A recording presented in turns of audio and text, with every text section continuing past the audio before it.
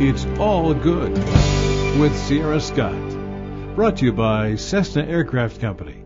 With nearly 80 years in Wichita, Cessna Aircraft Company is proud to sponsor It's All Good, highlighting positive people and activities in our shared community. Central Security Group, peace of mind for you and your family. Hello and welcome to It's All Good. I'm Sierra Scott. This is a show about people, places, companies, and organizations that are working hard to make the world a better place to live. And as you're about to see, there are a lot of them. One man here in Wichita who had every excuse to fail decided to make his wildest dreams come true instead. John Madden went from living in an orphanage in Ireland to becoming a well-known motivational speaker, author, and trainer here in America. His story proves it's not so much what happens to you, but how you react to it that makes all the difference. Well, at the age of 3, I became an orphan, and I have remained one ever since. John Madden lived in an orphanage with his brother until he was 12 years old. Then their aunt came to get them. She had a small hotel which had about a dozen rooms, little dining room, and she put us to work. When I wasn't in school, I was cleaning floors or checking people in or washing dishes or cleaning windows. And we had a very tough aunt. She was very disciplined, autocratic. Because his aunt was so hard to live with, his brother left home as soon as he turned 16. I lost track of him literally for a couple of years. So the only close relative he'd ever really known was gone out of his life. A year and a half later, my aunt died when I was 16. So at that time, I literally had to go out and get a job and pretty much fend for myself. And I got a job through a friend at their uncle's bar. Rather than just survive, John decided to thrive. He started out washing beer bottles, but he worked so hard he was soon promoted to busboy and then bartender. And then, after about a year doing that, another friend of mine, you can see I started networking at an early age. Another friend of mine, his best buddy, lived with his parents who had a hotel. So another hotel, they got me a job there. Where he did just about everything, and did it all to the best of his ability. While working there, he always made time to get to know the customers, and became especially fond of a couple from England. And one evening, they asked me, "John, what do you want to do with yourself? You seem like an intelligent kid, but you're not going to be a bartender." I said, "No, I hope not." I said, "I would love to do hotel management training, but I can't afford it because I don't have anybody to support me, and I don't make enough money." When that man returned home, he mailed John information about training programs in London that would be easier for John to take. 6 months later, John decided to take a leap of faith and leave the only place he'd ever known. John was just 19 at the time. I went to London, took a risk, left Dublin, and went to London. I had about £10 in my pocket, 10 Irish pounds, which are the same as English pounds, which in those days would have been about $25. Before he left Ireland, John had written all the companies the English couple had sent him information about. And each of them pretty much said, "Well, we don't really have anything at the moment, but if you're in London, look us up." So he decided to do just that. He showed up on the doorstep of one of those hotel companies early one Saturday morning and asked to see the personnel manager. So I interviewed with him, showed him the letter that he had sent me, and he said, "Well, we don't really have anything right now. This is Saturday, but if you want to come back on Monday, that's when we have the vacancy list, and there's always some jobs. So feel guaranteed that you'll get something. I can't guarantee it'll be anything fancy." What it was a job as a bellman.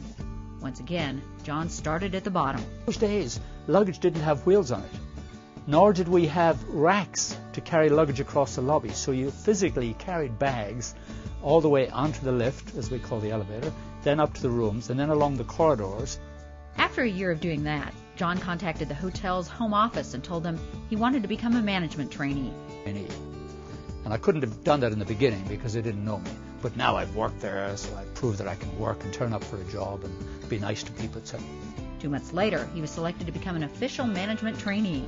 Because he excelled at everything they asked him to learn during his training, the company decided to move him to the home office. My job was to get to understand how input got to the computer from the hotels and how they processed statements, invoices, payroll, all that sort of thing.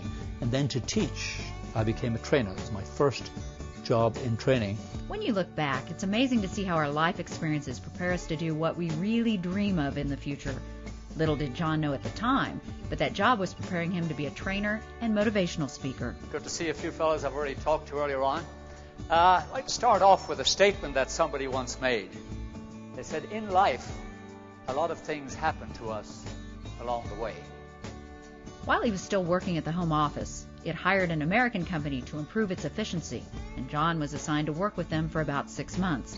A year later, that same company called John. Then I got a call about 11 o'clock one night from New York. He said, Johnny, we want you to come over to the States and work with us, Synchronamics, doing what you did over there because we got a huge contract with the Marriott Hotel Corporation, and we need a European expert.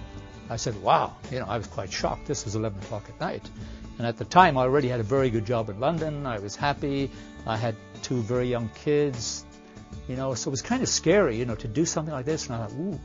I asked my wife about it. Actually, she was keen. I thought she would never go for it because her family was there, but she actually thought the idea sounded good.